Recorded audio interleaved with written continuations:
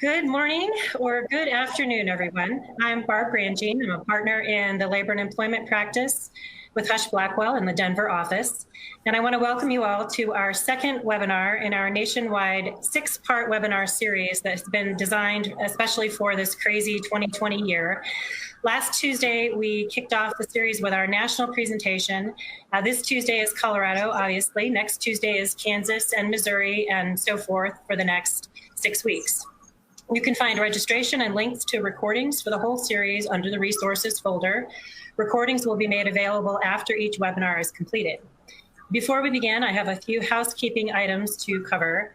At the bottom of your audience console, there are multiple application icons for your use during the program today. If you have any questions during the webcast, please submit via the question box. We will try to answer all questions during the webcast today, but we may run out of time or a fuller answer may be needed, and we'll answer later via email. A PDF of the presentation of the slides is also available in the resources folder. This program has been approved for HR and legal education hours. To report your hours, click on the CEU icon at the bottom of the screen. A certificate of attendance, including course numbers, will be emailed to you tomorrow, along with a recording of the webinar for watching and sharing. Toward the end of our program, be sure to complete our short survey. We'll use your feedback to plan future programs that are applicable to your business needs. That's all for the housekeeping items, and so now let's get started with our program. We're very excited to be here talking with you today about the things that any employer with employees in Colorado should be thinking about, and there are a lot of them in Colorado this year. Joining me today are my colleagues Ashley Jordan, Chris Otley, and Sonia Anderson, all also out of Denver. Morgan, could you take us to our next slide, please? Okay, this is the agenda of what we're going to cover today. I'm going to talk first about the Healthy Families and Workplaces Act, the Public Health Emergency Whistleblower Law. Then Ashley's going to talk about meal breaks, rest periods, and vacation time.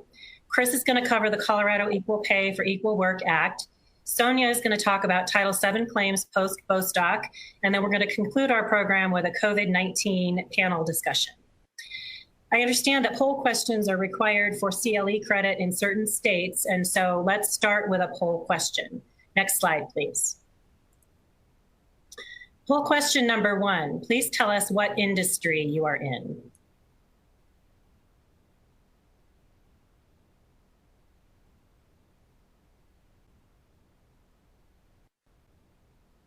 Wait just a few more seconds as the responses come in.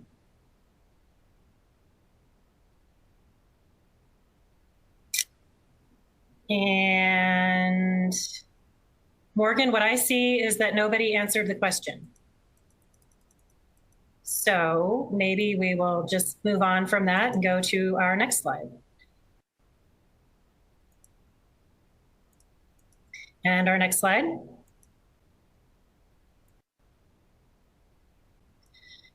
So my first topic is the Healthy Families and Workplaces Act.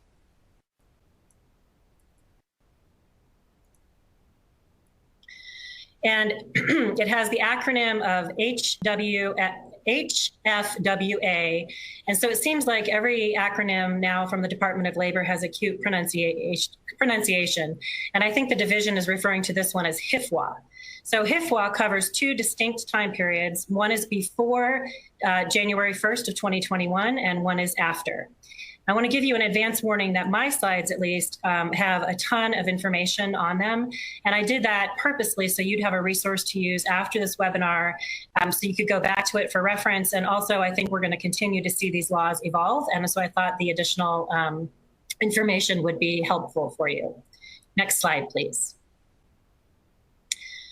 So I'm not going to spend a lot of time talking about the pre-2021 paid sick leave that's in HFWA. I assume that most Colorado employers are familiar with that portion of the statute by now. But in summary, Colorado employers have to pretend like they're covered by the Emergency Paid Sick Leave Act in the federal Families First Coronavirus Response Act. In Colorado, though, the size of the employer and the type of employee don't matter. Everybody gets paid sick leave. To the extent that you're an employer with fewer than 500 employees and you're not in healthcare, HIFWA probably didn't affect you much, at least in 2020, because you're already complying with the federal FFCRA. If you have fewer than 500 employees, but you have exempted your healthcare providers from coverage, you probably do need to go back under the Colorado law and provide your healthcare providers with paid sick leave under the state act, since there is no exclusion for that type of employee. And then if you are an employer that has more than 500 employees, this was probably all new to you, and you have the pleasure of complying with a portion of the federal law without the corresponding benefit of the tax credit that employers with fewer than 500 employees actually have.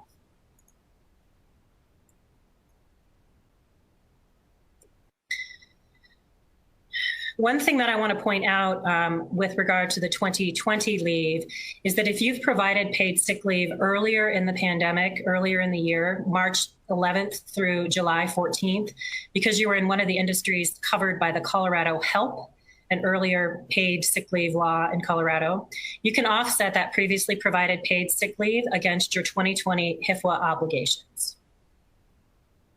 Next slide. And then just for your reference, I've placed a few of these slides throughout my presentation. These are some additional resources that you may want to refer to in connection with the 2020 paid sick leave situation under HIFWA.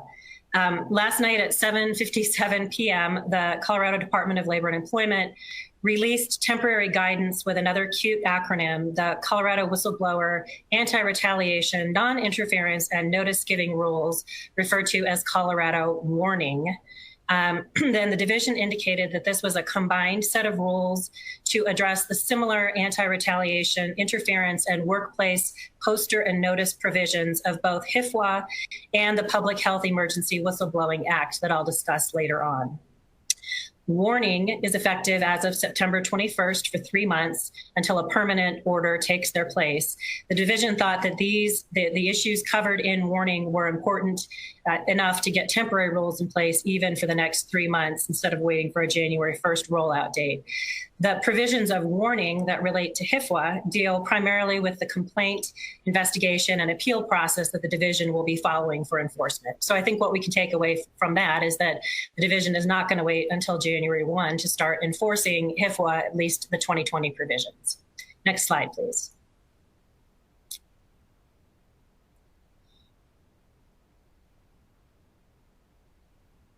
Next slide.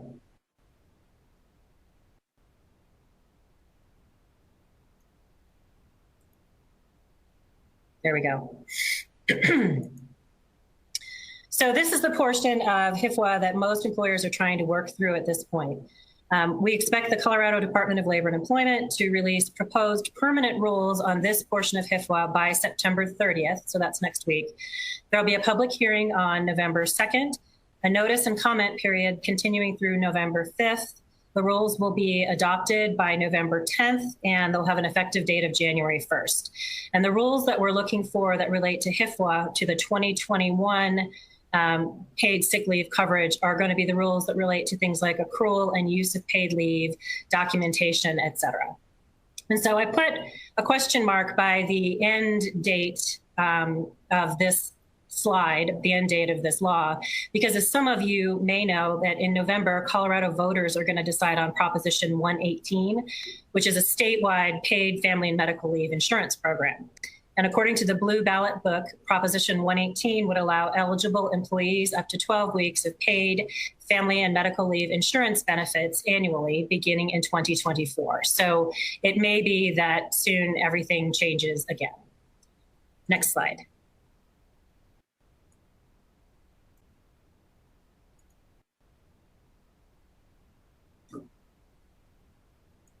And the next slide is a poll question. It looks like some people have started to answer this one. What type of paid leave do you currently offer?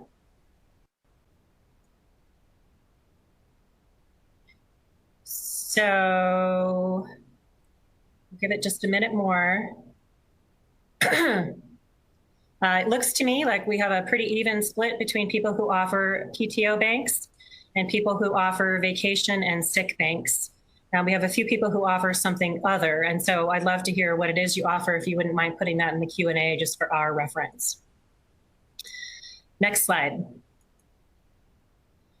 So we'll see how many of you PTO people change what you're offering once you hear what Colorado is requiring of you.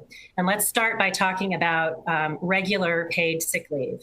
It phases in depending on the size of the employer. So if you have fewer than 16 employees, fewer than 16 employees, you don't have to comply with this until January 1 of 2022, but everybody else has to be ready to comply by January 1 of 2021. All full-time and part-time employees are counted toward these numbers, and it includes employees who may currently be on leave. Next slide.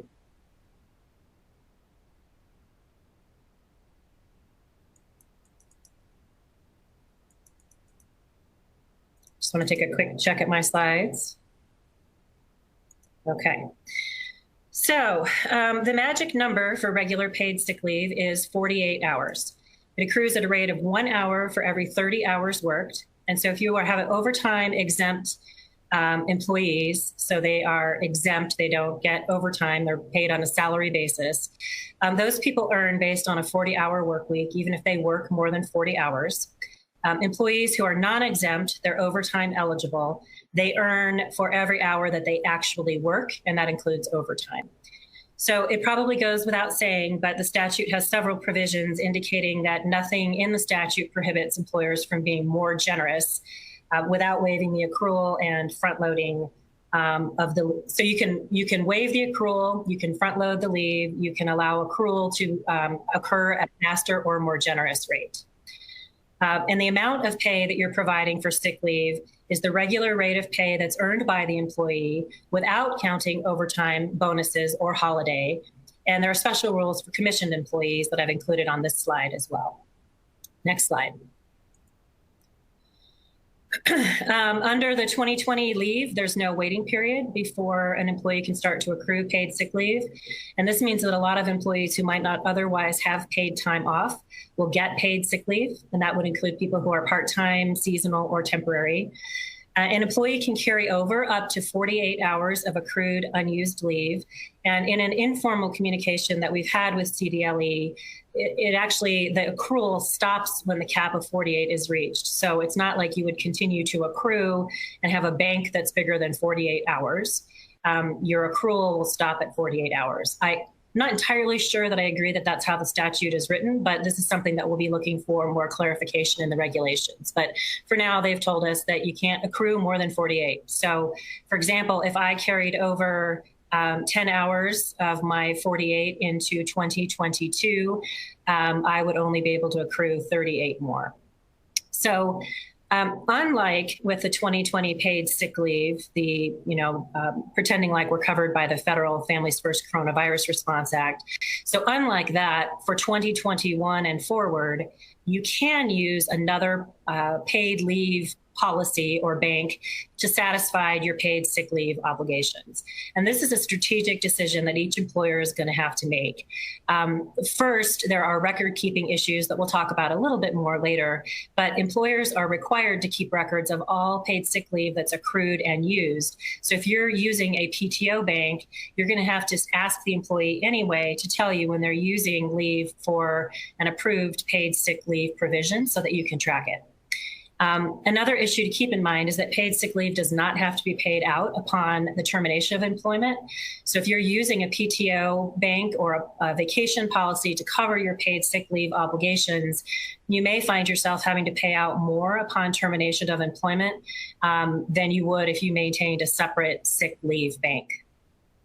And I think another complicating factor that Ashley will talk about during her presentation is that right now the question of whether PTO and vacation have to be paid out upon termination of employment is somewhat unclear in Colorado. We have the Department of Labor and the Colorado Court of Appeals arguing about that as we speak. Next slide. So the uses of regular paid sick leave. HIFWA is similar to Arizona paid sick leave, if you've done any reading on that. These laws are often referred to as sick and safe or health and safety laws. Coverage is very broad. You'll see that it includes things like preventative care, dentist appointments would be in that bucket, I would think, annual checkups. a question that I have is whether it's going to cover things that we might not traditionally think of as healthcare or preventative healthcare, such as acupuncture or massage. So maybe we'll see some clarification in the regulations about that.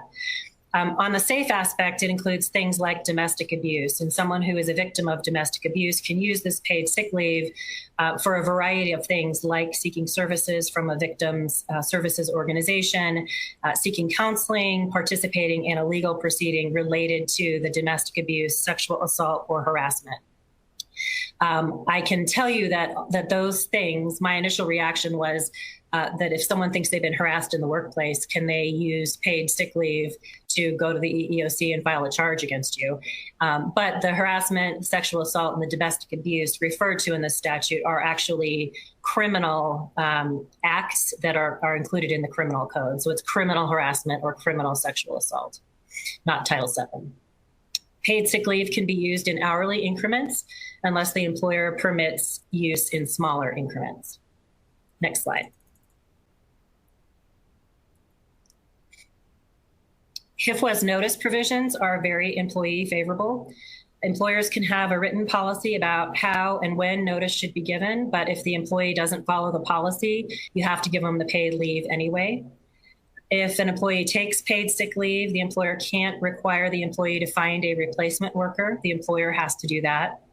And if the need for leave is foreseeable, the employee is supposed to make a good faith effort to provide notice and to schedule it at a time that's not unduly burdensome or inconvenient for the employer.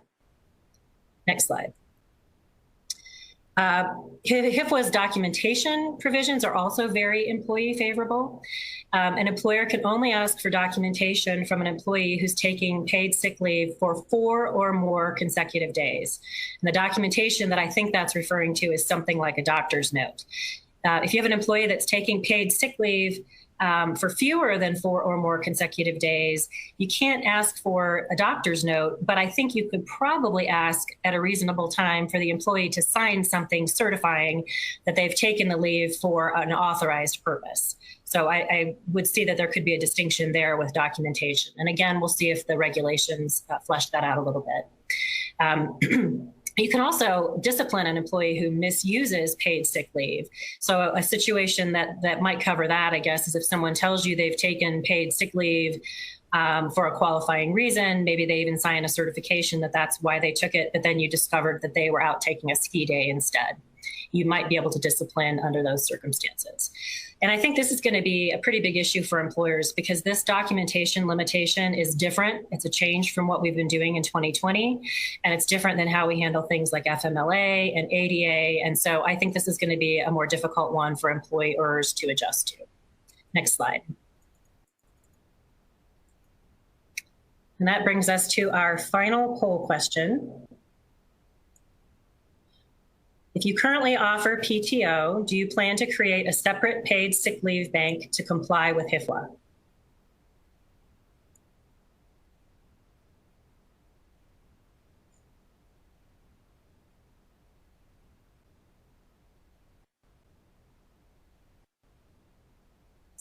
So it looks like about half of you aren't sure.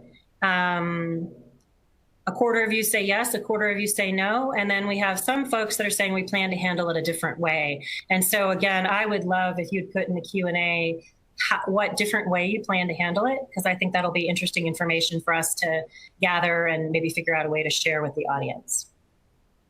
Okay, next slide. I'm going to turn to the second kind of paid sick leave that's included in HIFWA, and this is public health emergency paid sick leave. So as you can tell from its title, it comes into play when certain scary public health things happen, like bioterrorism, pandemics, epidemics. And I don't think the drafters of HIFWA necessarily understood that we could still be in the same public health emergency going into 2021 that we were when they drafted the legislation. I also don't think that they necessarily thought a lot about what happens if the federal FFCRA gets extended as of January 1. So I think we're entering some uncharted territory here as people are realizing that this isn't going to be over maybe quite as quickly as we originally had hoped for. What that means to me then is employers who are covered by both the FFCRA and the state laws are probably going to have to comply with the one that's most favorable to the employees. And so depending on your size, your type of employees, and other factors, it's going to be an analysis, a relatively complicated analysis to figure out what paid sick leave obligations you actually have if we're in a situation where federal paid sick leave also continues into the next year. Next slide. So public health emergency paid sick leave has to be provided on the date the emergency is declared. There's no accrual. It is inclusive of the regular paid sick leave that I just talked about. So it's not in addition to. And so if a full-time employee, for example, has 48 hours of regular sick leave available, the employer only has to provide another 32 hours to get to a total of 80.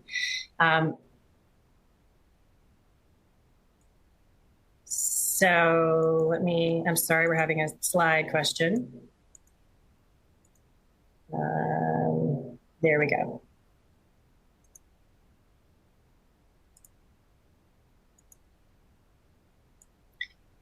Okay. So again, this is a situation where I've been thinking a lot about COVID-19 because I don't think the drafters anticipated that we'd still be in COVID. And so the way I read HIFWA, I think that come January 1 of 2021, if we're still under the public health emergency of COVID-19, employers are going to have to provide 80 hours of paid sick leave starting January 1. Again, we'll see if there are regulations that address that, but I think given our current situation, that's entirely likely. It's also not clear to me whether the ramp-up period for employers with fewer than 16 employees also applies to this public health emergency paid sick leave, or whether the ramp-up period is only for the regular paid sick leave. Okay, next slide. Which should be uses of paid sick leave. So paid sick leave for public health emergencies can be used more broadly than the 2020 FFCRA leave, which was limited just to COVID. So starting in 2021, it can be used for things like preventative care relating to the communicable illness that's the cause of the public health emergency. So it's more broad than just the COVID, seeking diagnosis type thing. It's also available if the health authority that has jurisdiction over either the worker or the workplace determines that the employee's presence on the job or in the community would jeopardize the health of others because someone was exposed or had symptoms, regardless of whether there is a diagnosis. So I've received a lot of questions about when an employer tells an employee to go home because they may have been exposed. Is that covered? And it's very clearly covered in 2021. Next slide. This is notice and documentation of PHE paid sick leave. So notice by an employee has to be given as soon as practicable and not necessarily before the leave is taken. Interestingly, the public health emergency paid sick leave can be taken only once, even if the public health emergency is amended, extended, restated, or prolonged. So again, question in my mind, if you've already provided paid sick leave in 2020 under Colorado Help or the 2020 provisions of HIFWA, have you satisfied your 80-hour obligation for the 2021 obligations of HIFWA, or do you still have to make another 80 hours available? I would say that you have to make another 80 hours available. This portion of the statute doesn't start till 2021, so I don't think you could offset paid leave that you gave in 2020 for the same pandemic. Hopefully, we won't still be in the same public health emergency by the end of next year. But if we are, then I think that any paid sick leave you pay in 2021 would offset your obligation in 2022 if we're still in the same pandemic. Hopefully, we never get there. Next slide. Other unique HIFWA provisions I just want to point out to you all.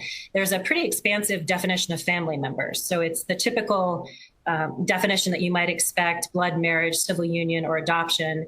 But then there's also this provision that it covers people who are responsible for providing or arranging health or safety related care for others. And it doesn't specify that that other is a minor or someone who is a guardianship or something like that. So I think there's a question about what that means. And so, for example, if my elderly neighbor relies on me to make her doctor's appointments for her and to drive her there, is that person my family member for purposes of HIFWA? I doubt that's the intent, but we'll see if there's some further clarification coming in the regulations. Next slide.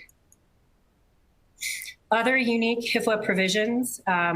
This statute has several provisions that I would refer to as tail coverage. So if an employee transfers within the same employer, maybe to a different unit or a location, I assume this applies only to transfers within the state of Colorado, but the paid sick leave that's accrued travels with the person. If an employee is rehired by the same employer within 6 months, the employer has to reinstate any paid sick leave that the employee accrued but didn't use before they left. A successor employer, someone who acquires all of the business or substantially all of the assets of the business, is obligated to honor the accrued paid sick leave for the employees who remain employed by the successor. So that's something that you're going to want to add if you're on the transactional side to your due diligence list for Colorado transactions.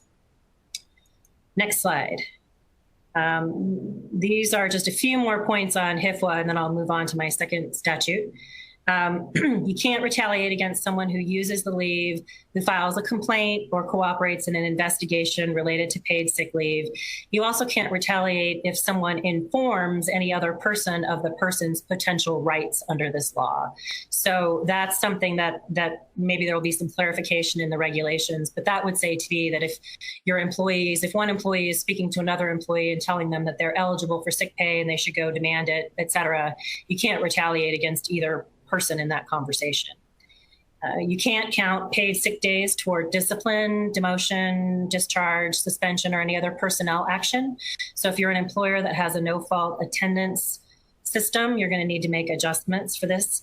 And in an interesting twist that we're seeing more and more from this division, you have to display a poster related to this leave. That's easy, but you also have to provide written notice to each employee. So it's written notice and a poster in order to satisfy your notice requirements. Next slide. HIFWA has record retention obligations in it, as you might expect, and it also has an adverse inference presumption. So if you don't retain the records that you're supposed to retain for the proper period of time, the presumption is that you violated HIFWA unless you're able to demonstrate by a preponderance of the evidence that you provided the paid sick leave. And a preponderance of the evidence is the standard. It's more than half. You bear the burden, I guess is the way to say that. And this adverse inference presumption is similar to the one that we're seeing in the Equal Pay for Equal Work Act that Chris is going to discuss later. It's sort of an unusual thing to see in statutes, but our Department of Labor seems to like putting those in there. Next slide. For enforcement of HIFWA, the Department of Labor can enforce because paid sick leave is considered to be wages under the Colorado Wage Claim Act. The enforcement mechanism looks similar to a claim for unpaid wages that an employee might make. If an employee thinks they're entitled to sick pay, they have to make a 14-day demand for payment before they file a lawsuit. And the Department of Labor can also investigate on its own, or an employee can file a charge to be investigated by the agency. Next slide. And here then are my list of additional resources related to the 2021 HIFWA leave. Again, as I mentioned earlier, we expect that there will be permanent proposed regulations released for consideration by September 30th. And so you can rest assured that you'll be hearing from us again at that point, at least in a legal alert and possibly in a supplemental webinar. Next slide. Okay. So to bring my portion of the presentation to a close for now, I'm going to briefly touch on this second statute, which is the Public Health Emergency Whistleblower Law, or PHEW, P-H-E-W. So this law went into effect on July 11th of 2020. And as you might guess from its name, it only applies during the course of a public health emergency, and it protects individuals from retaliation or interference when they engage in certain protected activities related to the public health emergency. Next slide. The key features of FEW are listed here, and basically the definition, so the statutes we've been talking about so far, HIFWA protects employees. FEW has a more expansive definition of who's protected, and it protects workers, not just employees. It also has a more expansive coverage than just employer. It covers principals, which would be anybody that you would consider to be an employer, and also anyone that contracts with 5 or more independent contractors in the state during a year. And I believe the intention of that provision is to capture gig economy workers, for example. Individuals, workers who are protected when they raise concerns about workplace violations of government health or safety rules, or about a significant workplace threat to health or safety related to a public health emergency. They're protected if they oppose any practice that the worker reasonably believes is unlawful under FEW.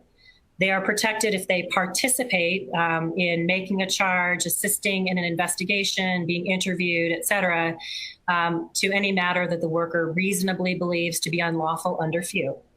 And it doesn't matter if the worker is correct about the violation or the concern that they raise.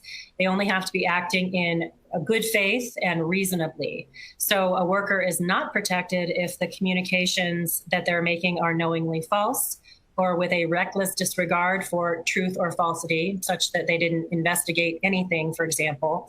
And they're also not protected if the worker is sharing individual health information that's otherwise protected from disclosure by state or federal law.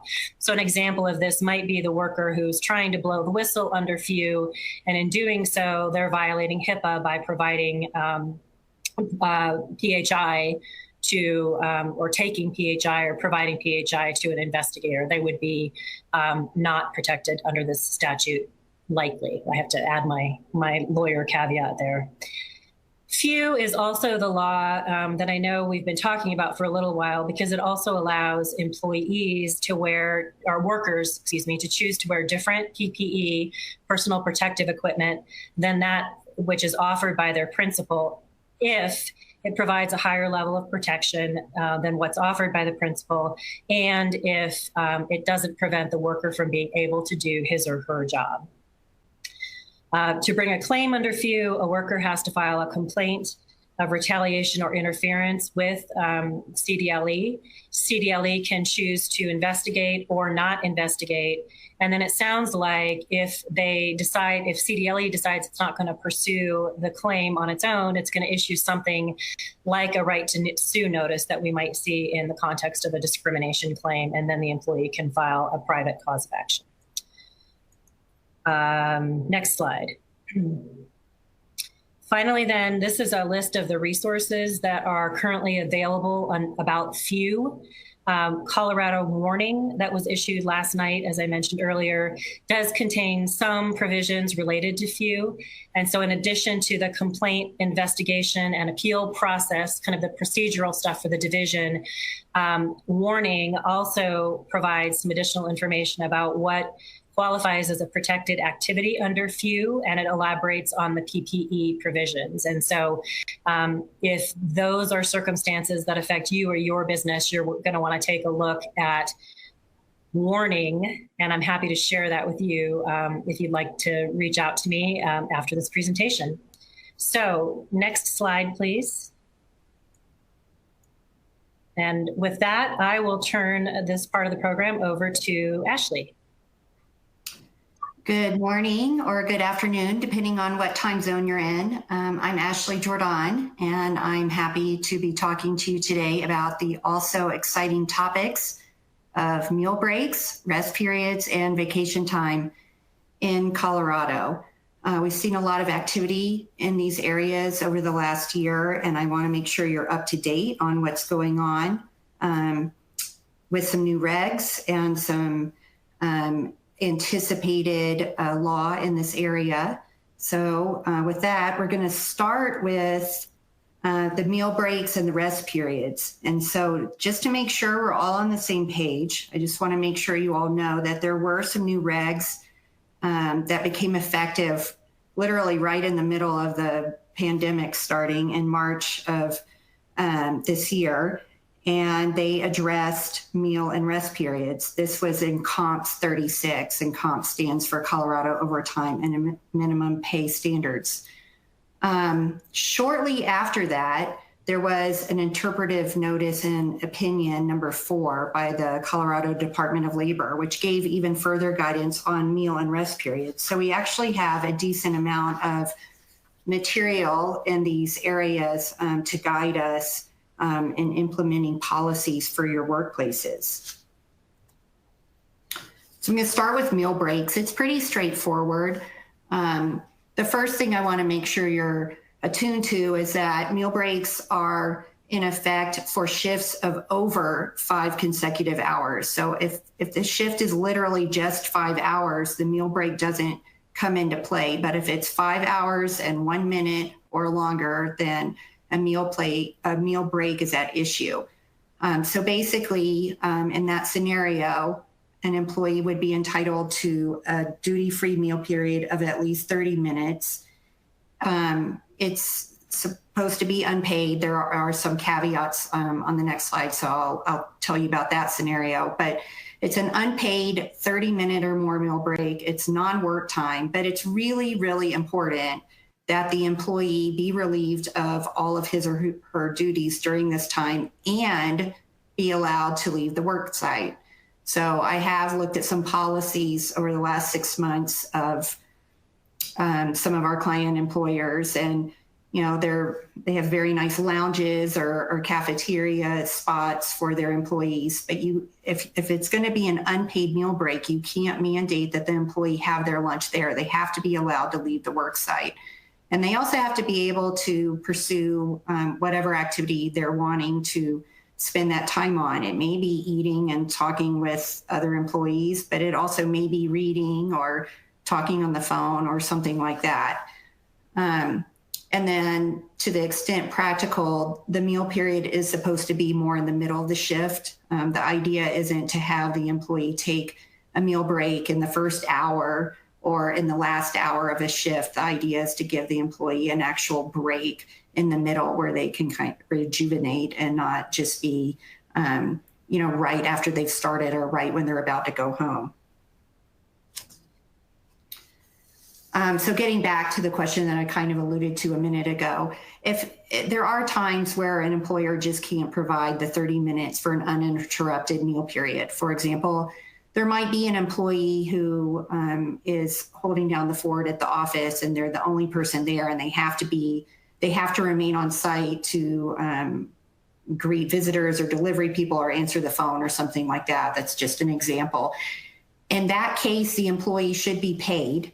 But the employee also should be permitted to consume a meal, and this is kind of interesting, of his or her choice. So the employee gets to pick the meal, but again, be paid for that time. And there wouldn't be anything on the timesheet showing that there's a loss of time or compensation. It would be as if the employee was working the whole time, but they just get to eat at their desk or at the work site. Okay, I'm going to move now to rest periods. One thing that I think is a little confusing is that I think employers sometimes think, for every 4 hours, the employee gets the 10-minute rest period. It's actually every 4 hours or major fraction thereof. And so the definition of major fraction thereof is anything over 50%. So literally, if you have an employee working 2 hours and 1 minute, they should get a 10-minute paid rest period. And so I'm not going to go through the whole chart, but it's there for your reference, and you'll have this PDF so you can refer to it. But for every 4 hours after that initial two hours and 1 minute, then the employee would get another 10-minute paid rest period. The rest period is not to include work. But at the same time, you don't have to allow the employee to leave the premises. And just like the meal period, the rest period is supposed to be in the middle of each 4 hour work period. The idea is to let the employee stretch their legs or just take a break, have a minute to themselves, and not be right when they came into work and they're fresh anyway, or right at the very end. At the same time, the employee can forgo the rest period, but the key is that the employer can't either tell the employee you're not taking a rest break today, and the employer also may not say or urge or persuade the employee not to take one. So there shouldn't be any kind of language such as, I know you're entitled to a rest period, but we really need you to not take it today. That would not pass muster with the DOL.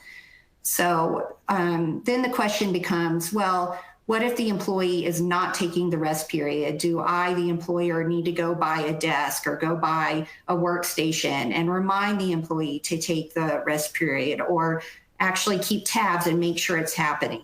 The answer is no. The employer is required to authorize and permit the employee to take the rest period, but if the employee ends up not taking it, then that's not the employer's obligation to make sure that that's actually happening.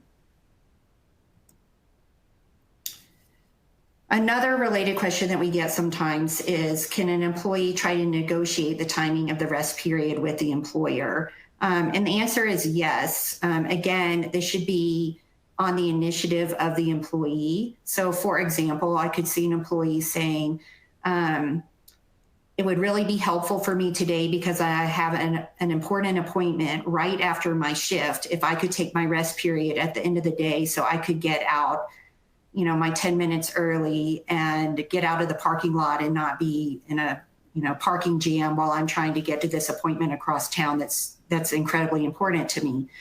Can the employee ask that? The answer is yes.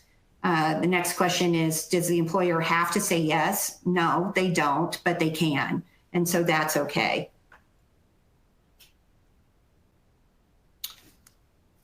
So I am going to be talking about vacation policies next, but I just wanted to take a little diversion for a second, just because there's something else in Comp 36 that I wanted to call your attention to that really doesn't have anything to do with meal breaks or rest breaks or vacation policies, but I just thought that it was worth mentioning.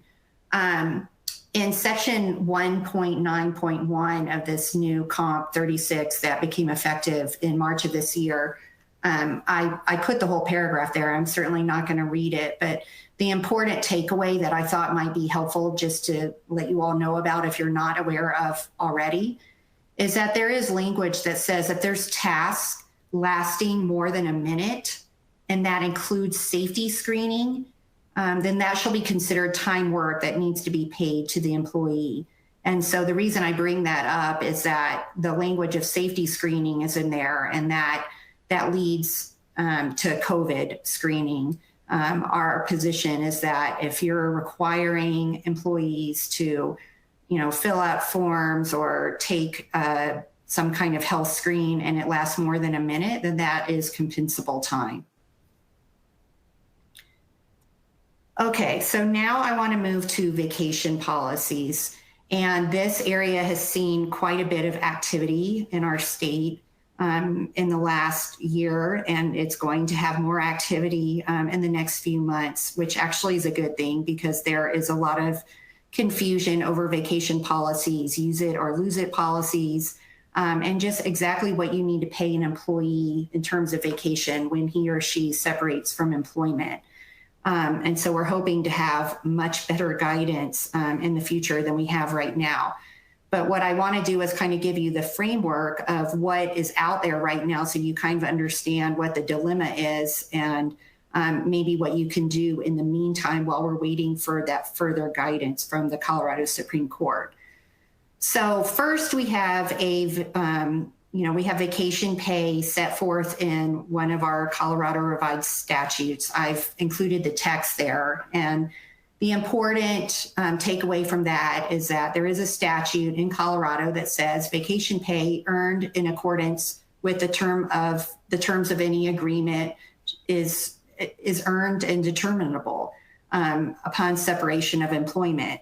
And so that seems like it's clear cut. It seems like it's an easy issue, but I think you all know that it's not. Most of us have wrestled with this language. So the issue came to light in a case that the Colorado Court of Appeals heard last year, the Clark's Market case. And in that case, the Colorado Court of Appeals held that an employer could, if it had a vacation policy, an actual agreement, it could decline to pay out the vacation time to an employee, in this case, someone who resigned and failed to give the adequate notice. And that was part of what was required in the vacation policy.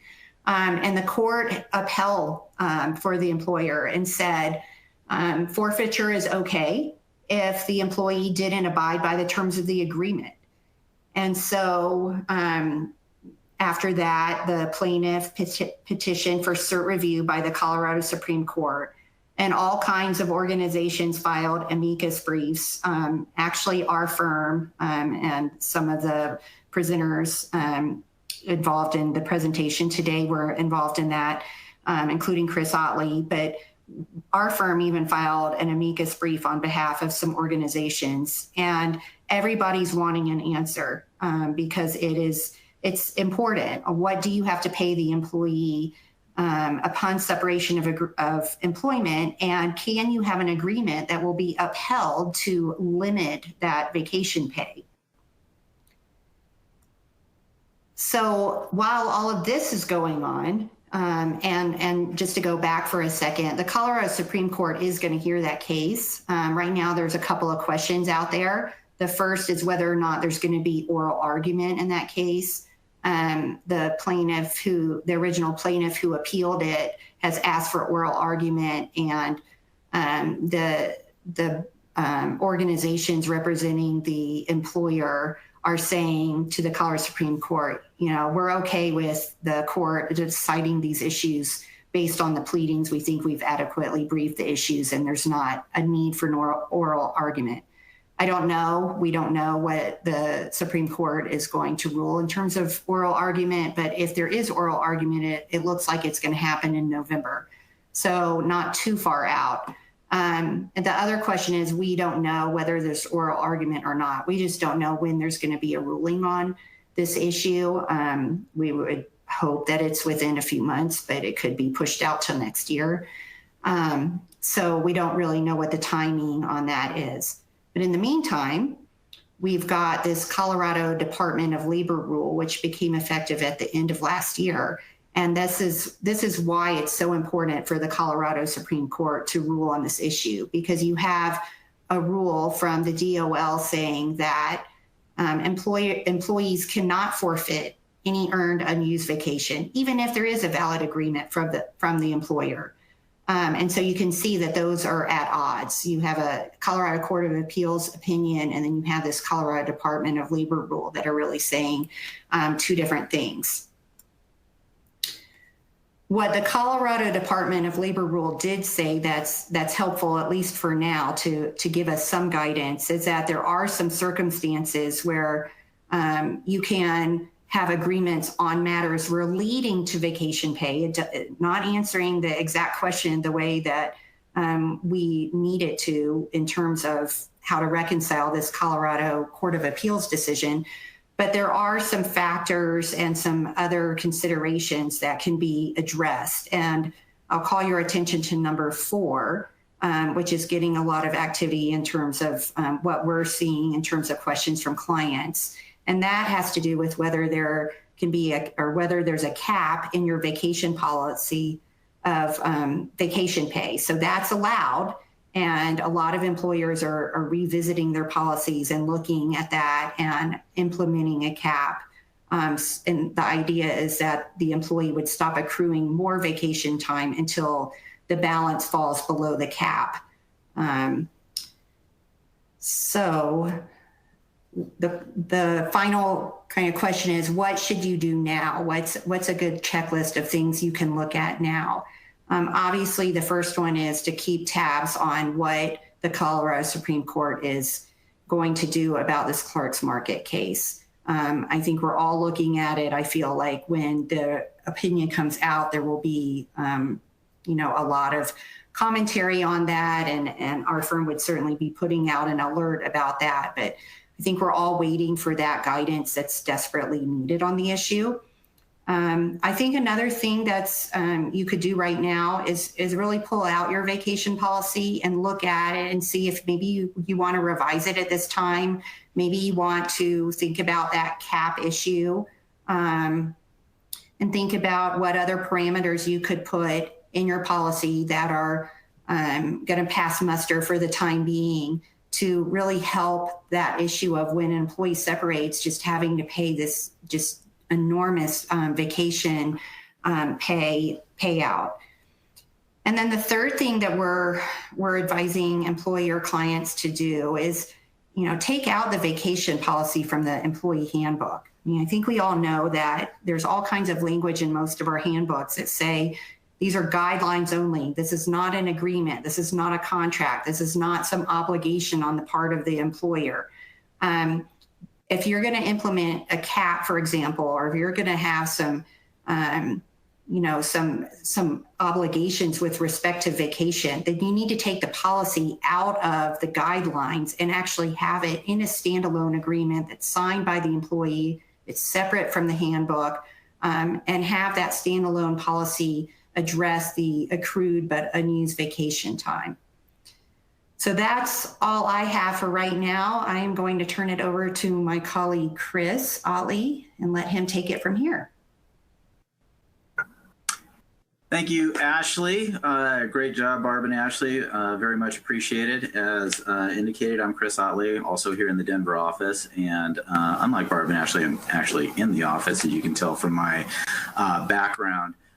Just real briefly, we do have that Q&A function, and I see a lot of attendees have been submitting questions.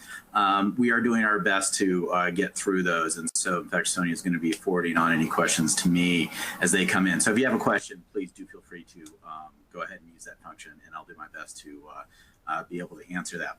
So I get to talk about the Equal Pay for Equal Work Act. And as Barb mentioned, there seems to be a trend that we try to come up with clever titles based upon the acronyms. And so I think that it's EPEW, which is APEW, which is another way of trying to characterize a French speaker's sneeze.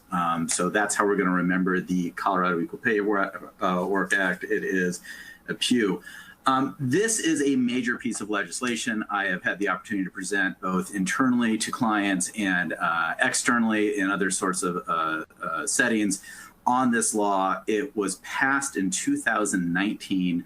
It was signed into law, actually, I just double checked. It was signed into law on May 22nd, 2019. And it is critical for every employer that has any employees in the state of Colorado to recognize the impact of this law. I believe, and I don't know if there's a way to prove this, but I believe that this is the most far-reaching law for equal pay of any state in the entire country. And I'll explain a little bit in just 5 or 10 minutes why I think it's further reaching.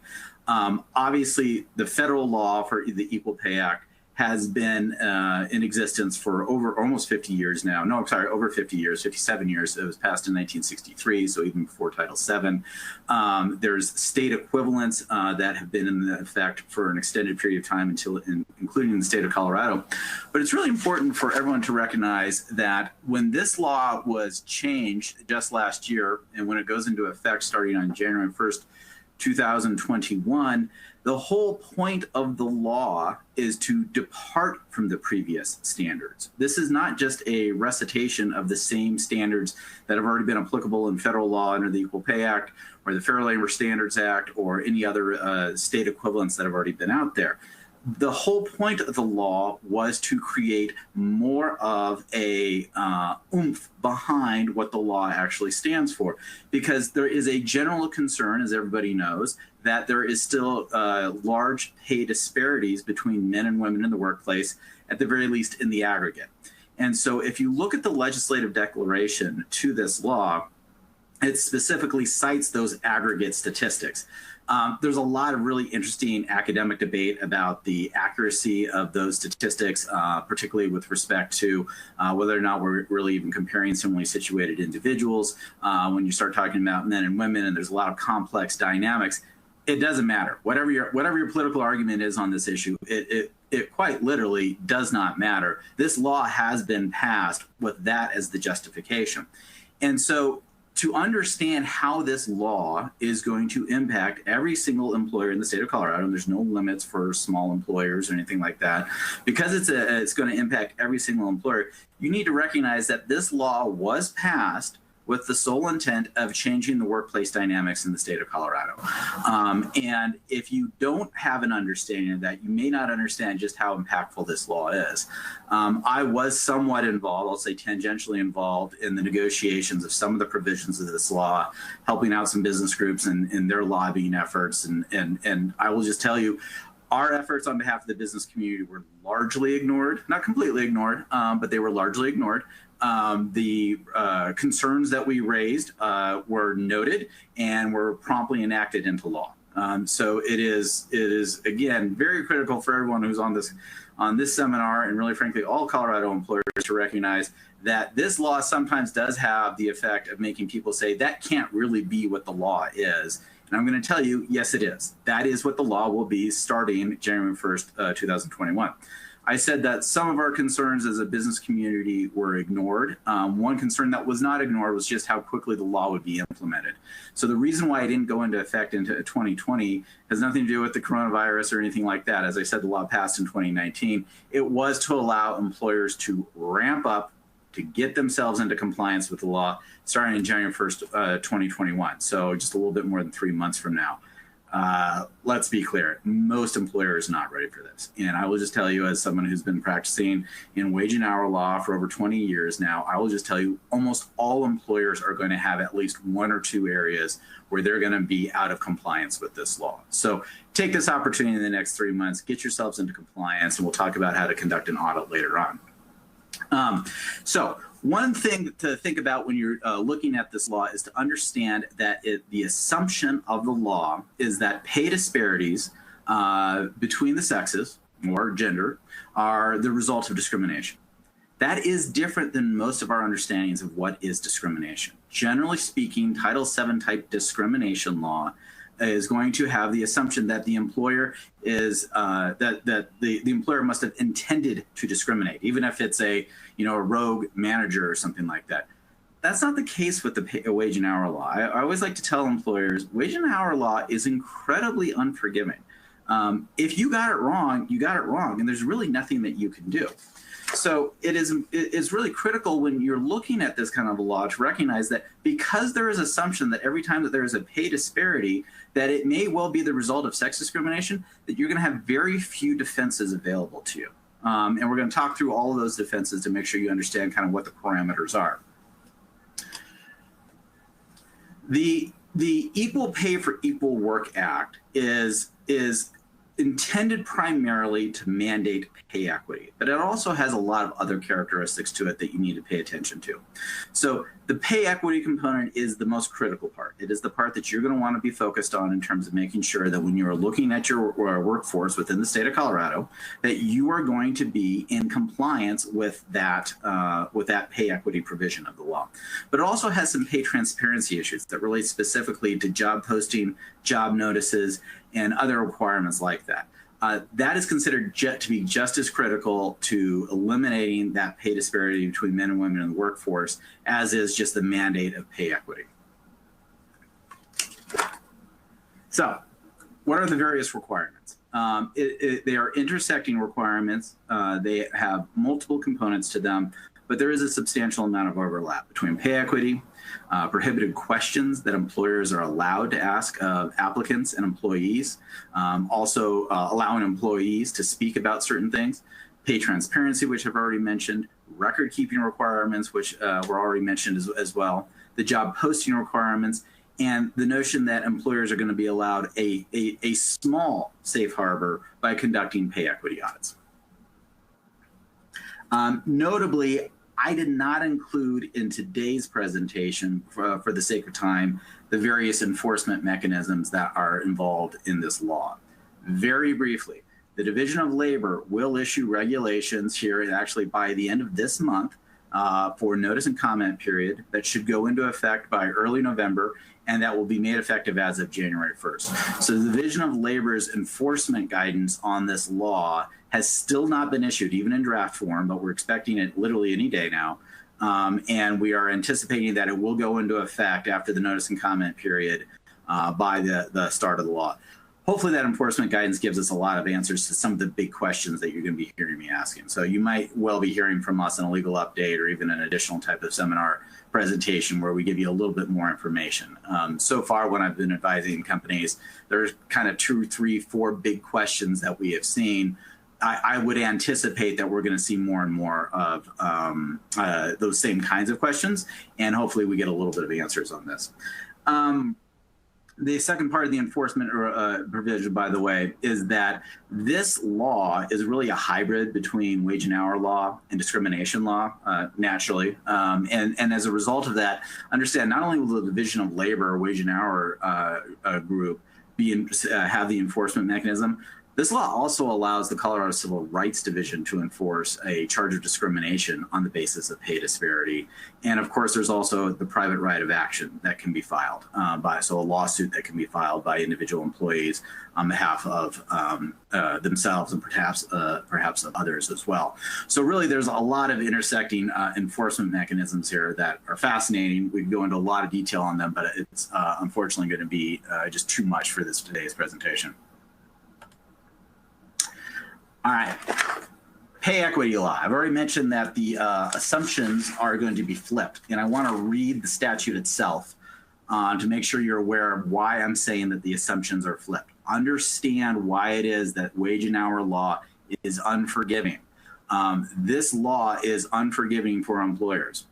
What is prohibited by this law is an employer shall not discriminate between employees on the basis of sex by paying an employee of one sex a wage rate less than the rate paid to an employee of a different sex for substantially similar work. That's the key language that we are working with as employers and as advisors to employers and how they're dealing with that. The very critical function of this law is to ensure that if there is a pay disparity for substantially similar work, then it needs to be justified with one of 6 defenses that I'm going to go through.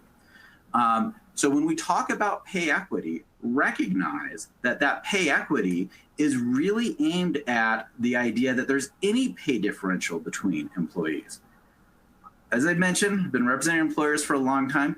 There are innumerable reasons why there are differences in pay between employees, even employees that are doing somewhat similar work to one another. If you are an employer and you are not able to justify why there are those pay disparities, there's not going to be very much that you're going to be able to do about it because this law is so unforgiving.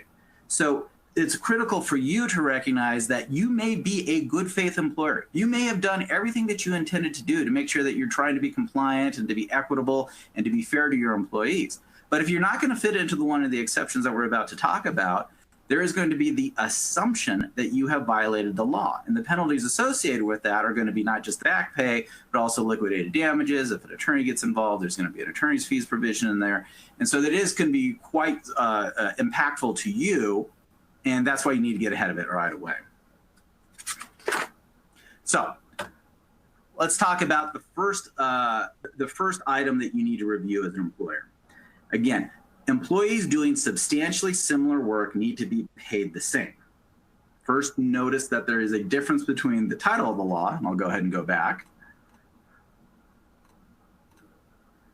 Equal pay for equal work. That is not what this law is about. This law requires equal pay for substantially similar work. Now, under the Federal Equal Pay Act, it does require equal pay for substantially equal work. And so that is a different standard. Substantially similar work is a standard that seems to be relatively new. I noticed that I was just looking at California's law earlier.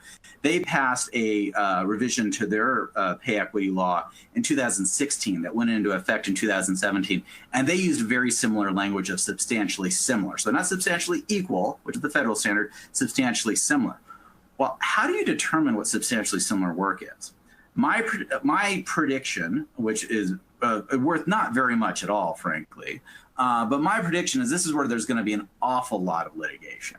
Determining how we're going to compare employees to determine whether they're doing substantially similar work is going to be a gray area, and I don't think we're going to get a lot of clarification. Even though I believe that the Division of Labor is going to have the opportunity to issue some regulations on this, I don't know if those regulations are going to be much more effective than what the statute already provides. What the statute provides borrows from the federal case law that identifies 3 factors to consider whether it's substantially similar work. The first is skill, the second is effort, and the third is responsibility. So in comparing Jane Doe to John Doe, you're going to look at those 3 factors to determine should you put them together. A couple of principles that we absolutely know are the case. One is titles don't matter. Job descriptions are going to have a minimal impact. What's going to matter is what do the employees actually do. And I think most experienced lawyers in this area are fully aware of that issue. You can't simply have an employee, give one employee one title, another employee a different title, and think that you're going to be safe. Instead, they're going to be looking at what are the day-to-day, what are the core tasks that the employees are focused on. When we talk about skill, we're looking at things like education, training, experience. When we talk about effort, this isn't rocket science. It's basically the amount of exertion that an employee is putting into their work. And finally, when we're looking at responsibility, I think that's really where the rubber hits the road. That's when you start talking about the job duties. What is the accountability that the employee must fulfill in order to meet their jobs? So when we start having discussions about substantially similar work, what we're oftentimes being asked to decide is how do you compare people with similar titles and similar kind of ranking within an organization to determine if they're doing substantially similar work. Generally speaking, where the real distinctions that you're going to find between Jane Doe and John Doe is going to be on that responsibility end. A question I've probably received at least a dozen times since this law has passed is how do you compare employees in different departments or divisions within an organization? Simplest example would be how do you compare the chief financial officer to, say, the chief human resources officer? So both C-level executives, but very different day-to-day responsibilities within the organization. I believe, and in terms of looking at the federal case law and how I believe that Colorado will interpret this, is that you don't necessarily need to have a CFO and a CHRO paid the exact same, because they do have different responsibilities, even if they have similar authority within an organization. That being said, I do believe that particularly at some of the lower levels, that is the sort of information that's going to be looked at. When I start talking about audits in a little bit, this is really kind of the most critical part of the audit process, is how do you group employees together to create what's called a cohort analysis. Making the determination of substantially similar work is going to basically be not just how we conduct the audit, but also how we defend ourselves if claims are ever made by employees. Once we decide who is doing substantially similar work, I will promise you with a 100% guarantee that there's still going to be differences in the pay rates. And by pay rates, by the way, under this law, it's basically just total compensation paid. So for hourly employees, it's going to be their hourly rate of pay. For salaried employees, it's going to be basically a full-time equivalent of their annual salary. The question is going to be, well, if there is a difference between 2 different employees, how are the employers going to be allowed to defend it? And there's going to be 6 defenses that are available. The first 3, again, borrowed straight from the federal case law: a seniority system, a merit system, systems measuring quantity or quality. The next 3 were added in as a part of the negotiation process with the proponents of this legislation, where we added issues like location, education, and travel. First thing to note is notice how similar the 6 defenses are to the initial analysis of substantially similar work. It's just a feature. It's a feature of this legislation, and I don't think you're going to be able to get away from it. It's going to feel like determining whether someone does substantially similar work is also going to be very similar to the analysis of which 6 defenses do we fit into. Briefly, I'll go through the defenses. The first defense is seniority. Generally speaking, that's going to be a reference to tenure, but it could also be a reference to kind of the number of years that an individual has been within a particular industry. So if it's a lateral hire, for example. I get a lot of questions about what does a system mean. I believe it's much less formal than the terminology implies. The system just needs to be consistent. So if you're going to claim that somebody who has an earlier date of hire justifies a higher pay rate than somebody who has a later date of hire, that should be consistent throughout the organization. If it's not consistent, it's going to undermine that defense and likely mean that there's going to be some sort of liability. A merit system, again, common sense notion of what is merit. I think a really good question that Barb Grandjean and I have talked about an awful lot actually is, does a merit system need to tie into performance reviews?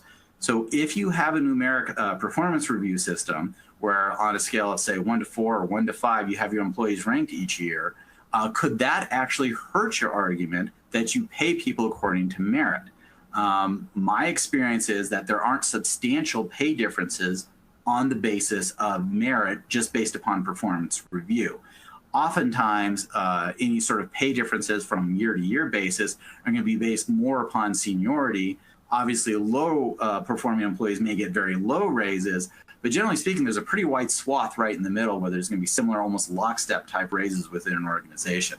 So something to pay attention to as an employer is if you are going to rely upon merit to distinguish between employees who are doing something similar, make sure that you have, make sure that actually applies and syncs up with your performance review. Any system measuring quantity or quality, the most obvious ones are anyone who's getting paid on an hourly basis or a piece rate basis or on a commission basis. Those are going to be the most simple ones to defend there.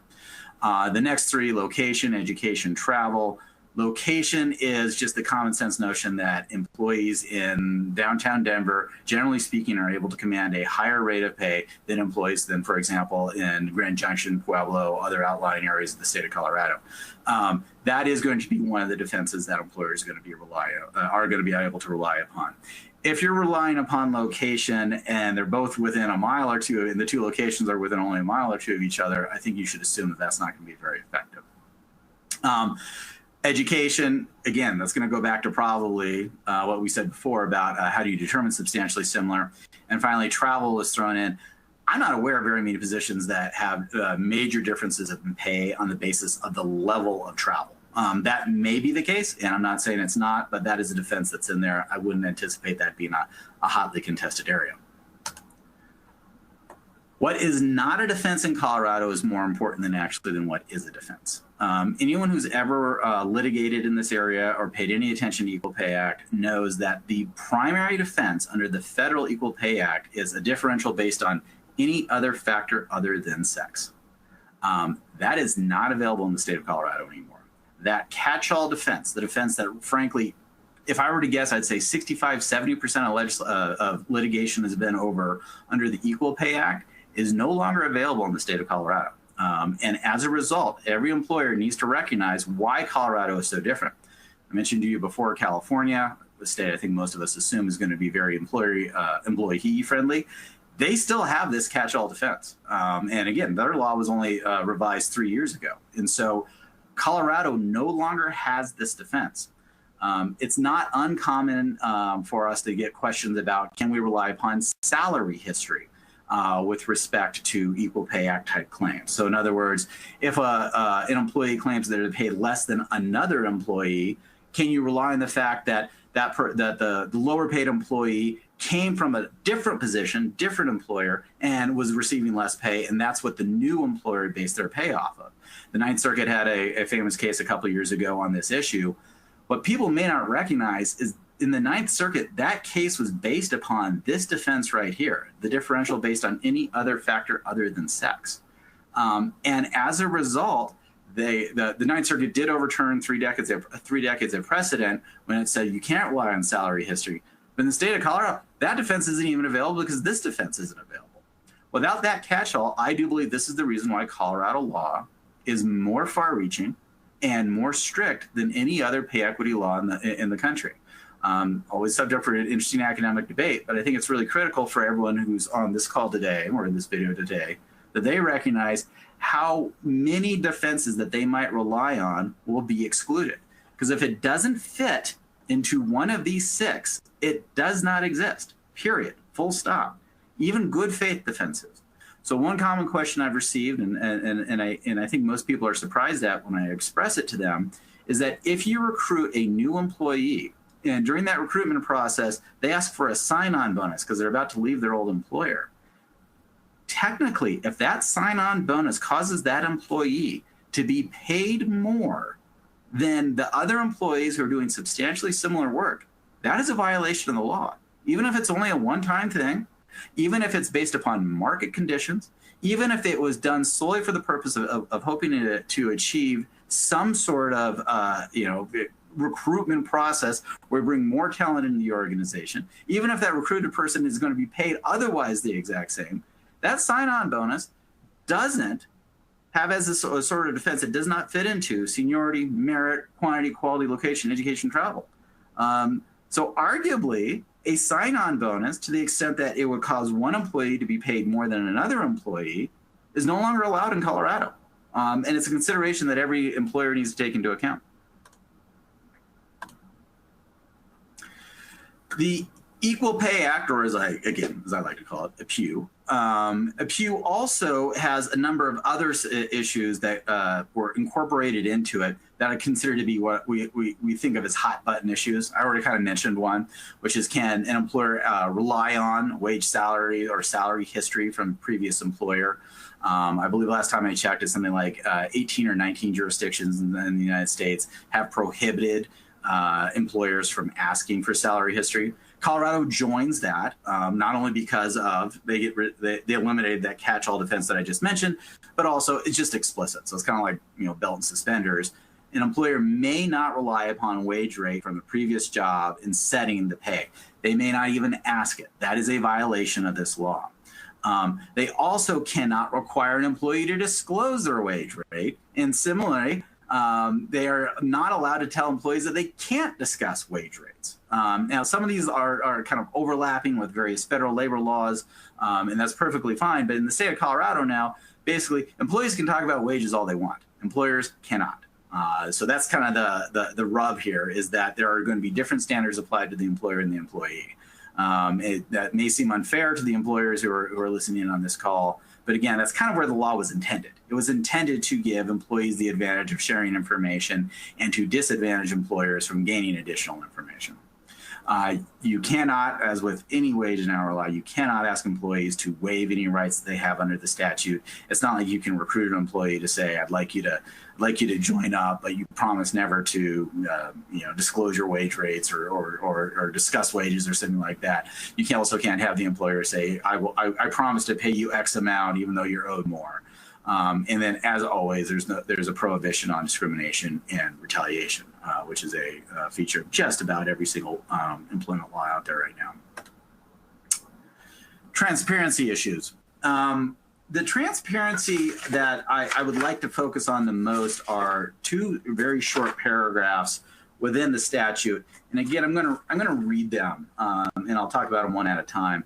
And the reason I want to read them is because I want everyone on the call to be fully aware that these are, I would say, if pay equity should be the area that you should be most concerned with, the pay transparency issues are the ones that I have seen more HR professionals and in-house legal departments most concerned with. This is the section of the law. So even the enforcement mechanisms are much more diluted within this area of the law. But the first requirement that an employer is required to do is an employer shall make reasonable efforts to announce, post, or otherwise make known all opportunities for promotion to all current employees on the same calendar day and prior to making a promotion decision. I find this really interesting because I'm not entirely sure exactly what the opportunity for promotion implies. My hope is that the Civil Rights Division, the Division of Labor, when they issue their regulations, we're going to have a better understanding of what exactly is the opportunity for promotion. I think we all know that it is certainly common for positions not to be made open for promotion because there was a decision that a skill set simply didn't exist within the organization, and they decided to post the position outside the organization for some sort of to acquire the new talent. So I think that it's going to be really interesting to see how that plays out. And the broader question, too, of how do we make this known to everybody relates to the second section of the law. The second section of this law is the job vacancy posting. It says, quote, an employer shall disclose in each posting for each job opening the hourly or salary compensation or a range of the hourly or salary compensation and a description of all of the benefits and other compensation to be offered to the hired applicant. This is causing a lot of heartburn, and understandably so. Most companies don't like to post internally what the pay rate is of their employees.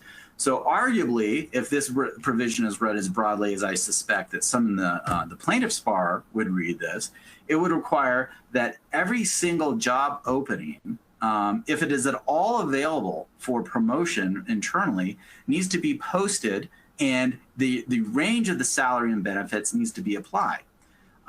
Some employers have asked me, how broad can we make that range? I suspect that you have to use a reasonableness standard. If I don't believe that you're going to be able to say, post a manager of HR position and claim that the person will receive somewhere between minimum wage and $2 million a year. I think that range is going to be too broad, and I don't think that's going to be applicable. I do think, though, that you can have fairly broad pay bands.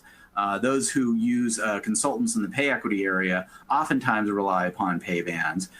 They kind of create market rates where there's going to be a 50th percentile, 75th percentile, and 25th percentile, and the company kind of designates where they want their pay range to be. I do think that that would be a more defensible range that would be applicable. The other question I've received is, does this provision apply internally, or does it apply externally as well? So in other words, do you have to post just this pay range for internal promotions and only make it applicable to internal promotions, or do you also have to make it available to outside resources? Another issue I'm hoping the Division of Labor will accept. I think right now we just don't know. I will tell you, I don't think that right now that this provision is applicable to external postings. But that's my guess. That's a convoluted, somewhat legislative analysis of the legislative language, where the first section talks about announce, post, or otherwise make known, and the second only relies upon posting. And I think you can make a reasonable interpretation that posting is only for internal positions, because that's just kind of the way we typically use the term. So I received a question here. How does a national company handle transparency issues in terms of announcing promotions? Is it required to disclose to all employees, or can it disclose only to Colorado employees? Great question. I think that would be only applicable to Colorado-based employees. Because if you think about it, if there's a non-Colorado employee, so let's say a California-based employee, and they wanted to claim that there's a violation of the Colorado law, that Colorado law doesn't apply to them. Obviously, Colorado legislature doesn't have the ability to provide workplace enforcement rights for a California employee. So I believe that is going to be related just to that. So with that, again, we received a lot of questions on that topic. Next is the record keeping obligations. As most companies who are already on the call are going to be fully aware, record keeping obligations are generally speaking followed within an organization, particularly kind of in the electronic universe where records tend to last forever. You must keep the records for the duration of employment plus 2 years. That's been particularly applicable to the wage history. So that could go back a very long way, particularly for a long-term employee, but also interesting, the job description. I think that's probably the one area where most employers haven't thought through.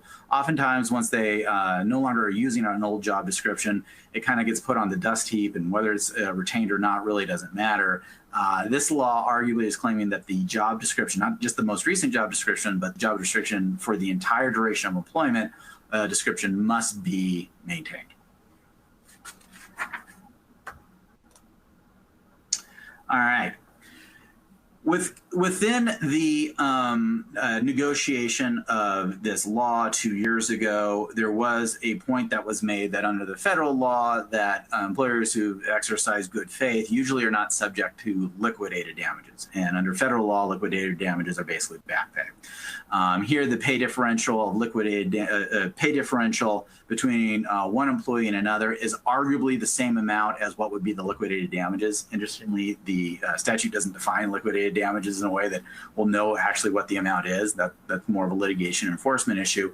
But regardless, when we were negotiating this issue, one of the things we wanted to do was encourage good faith employers to get some benefit from trying to scrutinize whether or not their workforce is being paid equitably. And the provision that was put into place says that employers that are able to show that they've engaged in good faith will be able to eliminate liquidated damages. One way they may be able to show good faith is by showing that they've conducted a good faith audit in the previous 2 years. And it needs to be a deliberate audit. It can't just be kind of a spot check. So conducting the audit is not a guarantee that you're going to be able to eliminate liquidated damages in the event there's otherwise a claim. I will say that there's a lot better reasons for you to conduct that audit. And I'm not trying to toot the horn of the outside counsel here, but I have helped about a half dozen companies this year conduct pay equity audits, and every single one has found the process to be extremely useful. So useful not just in the sense of they want to come into compliance with the law or make sure they have kind of a minimum safe harbor so they're not subject to liquidated damages in the event that a claim comes. Useful in the sense they want to really understand why is it that there are pay disparities within an organization. And sometimes it has almost nothing to do with sex, just to be clear. Sometimes it has something to do with a historical coincidence that no one would have predicted. And so that scrutiny usually gives HR departments and executives, C-level executives, a little bit of comfort to know that they have actually identified what their problem areas are, and it actually helps them. Other companies do this on a regular basis. It's not unusual for a company to bring in the pay consultants to help them band their employee pay to market on a yearly or every other year basis. And so this might be, the pay equity audit might be a part of that process. So keep it separate, but keep it apart. One thing I'd highly advise you do is when you do conduct these audits, do it under the cloak of attorney-client privilege. You can do it with in-house counsel. It's a little bit easier to do if you use outside counsel in terms of defending it later on. But when you conduct these pay equity audits, the worst thing that can happen is if there is a problem that's identified within the data, it's either not addressed or not recognized as a part of the pay equity audit.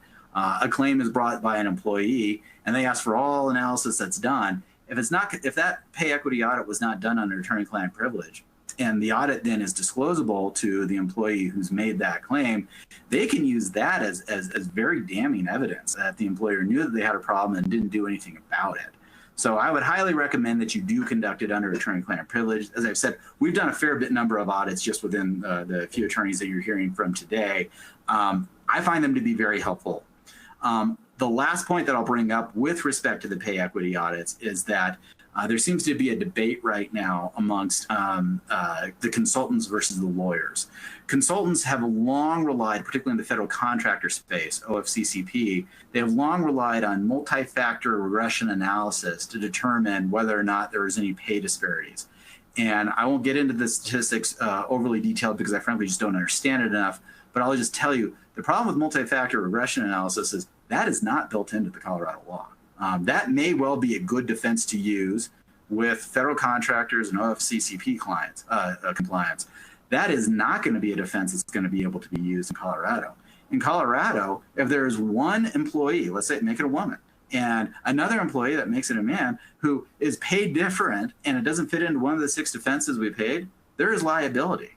The defense can't be, well, we ran a regression analysis and we decided that there were no other, that the reason for this was because sex wasn't involved. And again, it goes back to the fact that the Colorado law doesn't have that catch-all defense. What the Colorado law says is it must fit into one of these 6 defenses. So the alternative to using the multi-factor regression analysis is to use a cohort analysis, which is just a fancy term for figure out who your substantially similar workers are and compare. And if you can make a defense for any pay disparities within those substantially similar groups, those cohorts, then you're going to be in a good place. But if you're not, you need to address the issue. So I think I'm a couple minutes over, and I got a couple of good questions there. I'm going to turn it over to Sonia, who's also going to talk about another major Supreme Court decision that came out just a few months ago. Sonia? Hello, everyone. My name is Sonia Ramirez Anderson, and I'm going to be talking to you about the ramifications that we've already started to see here in the 10th Circuit after Bostock. As some of you may recall, Bostock was a United States Supreme Court case that was centered on the federal statute Title VII, and Title VII prohibits employers from discharging any individual because of that individual's race, color, religion, sex, or national origin. And the Supreme Court wrote an opinion authored by Justice Gorsuch. And in that opinion, the court focused on the ordinary meaning of Title VII. And this is important for a few reasons. One, because the court said that because of an individual's sex, that specific phrase, the ordinary meaning of that phrase, included sexual orientation and gender identity. And so as a result of that, they determined that Title VII does prohibit employers from discriminating against an individual because of that individual's sexual orientation or gender identity. And the other important factor that the court relied on was that the ordinary meaning of because of is by reason of or on account of. And so what that means is that Title VII's because of test incorporates the simple and traditional standard of the but-for causation, which is a lower test than other federal statutes such as the Age Discrimination Act. And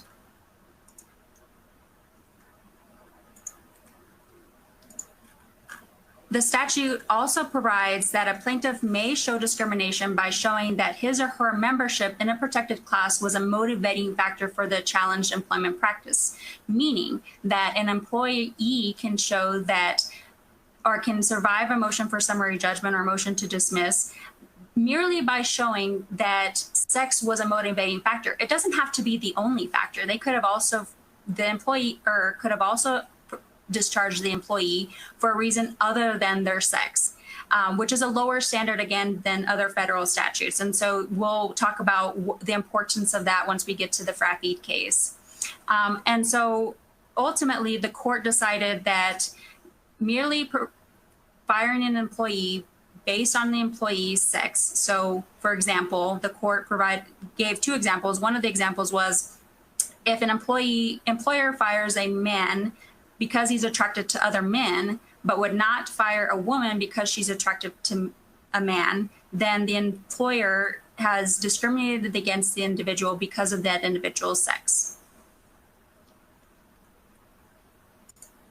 So, Bostock was determined in June of this year, and just a month and a half later, we have already started to see litigation as a result of Bostock. And the 10th Circuit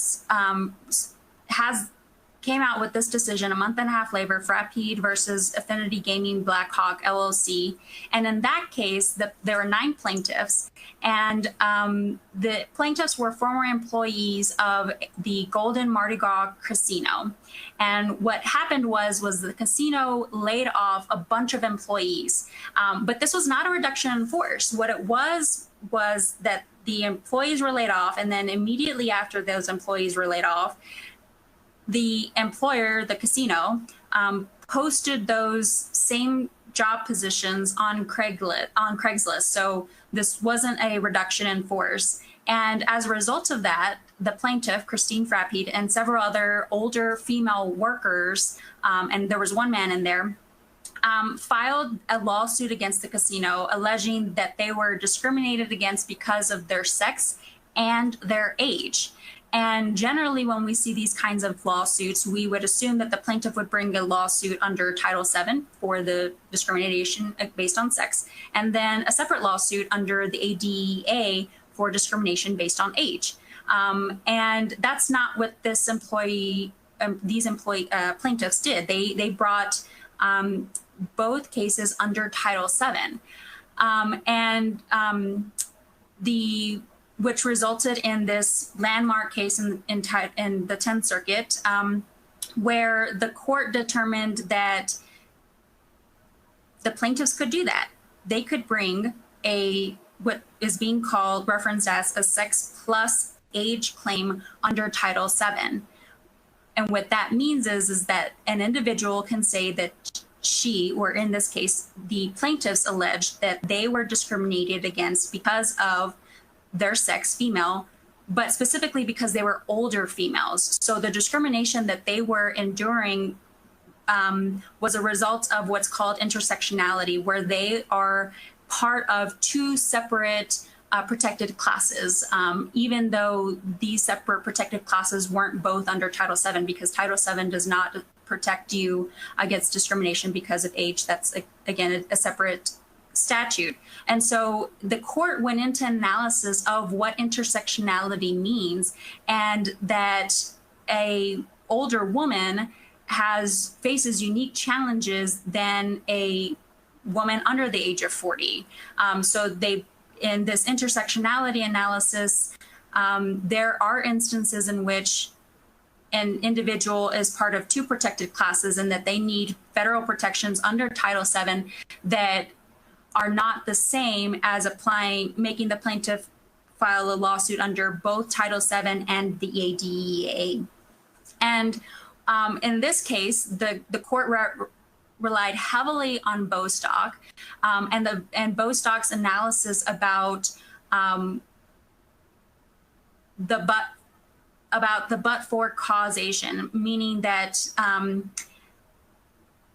Bostock's determination that an individual can prove sex discrimination or can prove a Title VII discrimination, even if the plaintiff showed that sex was merely a motivating factor and not the only factor. That left the door open for FRAP to come in and the court from FRAP to come in and just determine that a plaintiff can bring a lawsuit based on sex and age. And the reason that this is important for employers is because this resulted in different standards for plaintiffs under Title VII. What the different standards are is that, one, now Title VII recognizes claims for sex plus. So in order to survive a motion to dismiss under this new sex plus standard, an individual can bring a claim for sex plus, possibly a disability, which is another separate federal statute. And this court case seemingly would allow cases like that to come forward. The other reason that a plaintiff would want to file a case under Title VII as opposed to these separate federal statutes is because the Title VII threshold is much lower because of that motivating factor requirement, in that the plaintiff has a lower burden of proof in order to prove that sex was a determining factor in their discharge. They don't have to prove, in other words, that sex was the only factor. And so now what we're going to talk about is we're going to have a panel discussion. So I'm going to ask all of my co-presenters to turn back on their video so we can turn to this panel discussion.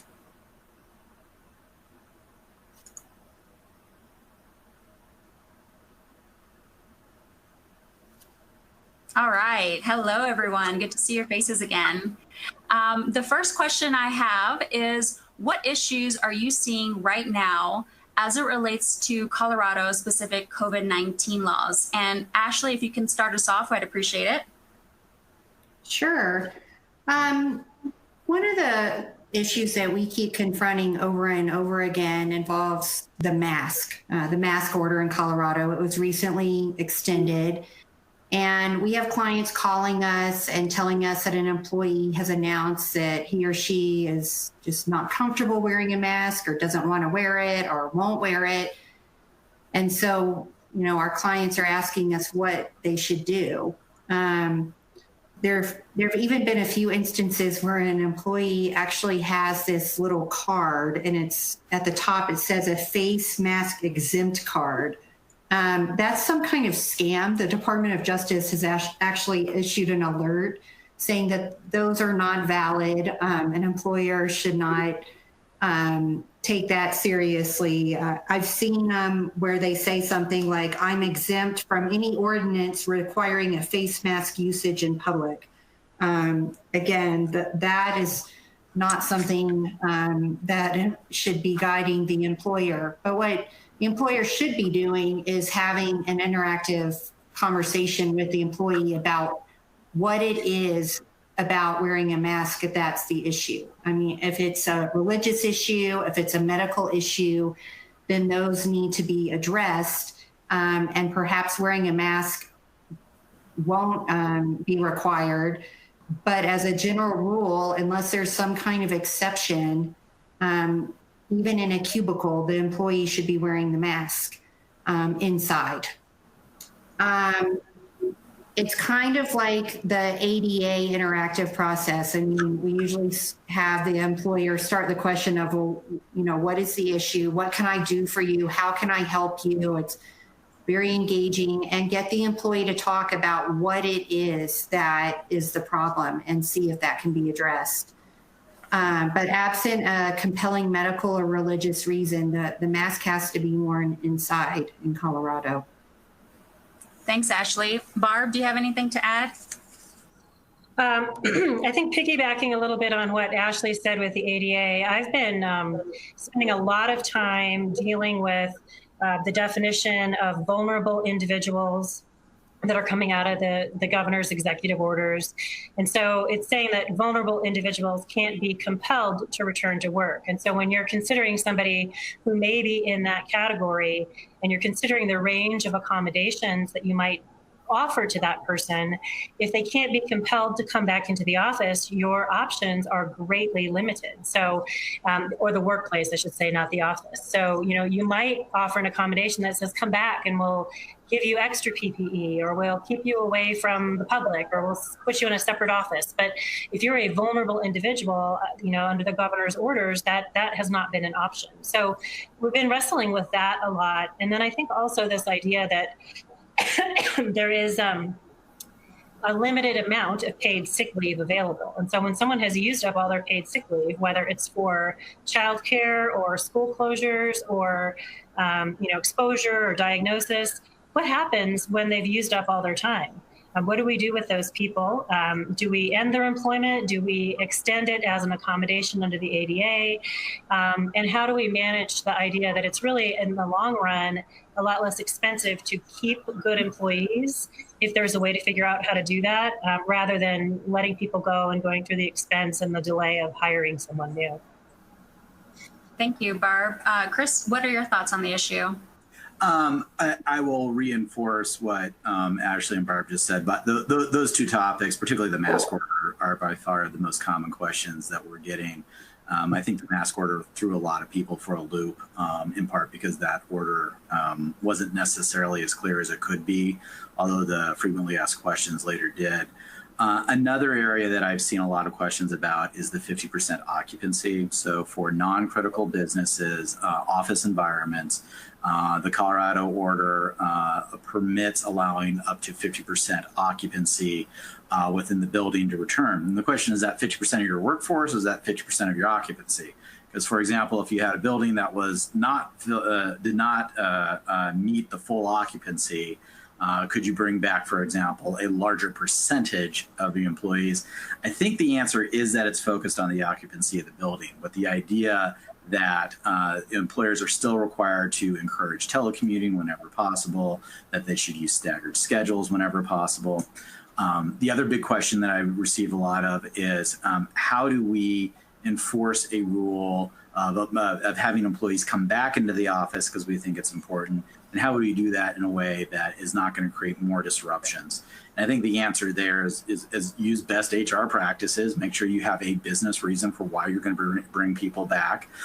It's perfectly acceptable for you to designate certain people to come back, but not others, either because they're the ones you don't bring back are vulnerable, or because maybe they're in a position that lends itself more easily to telecommuting work.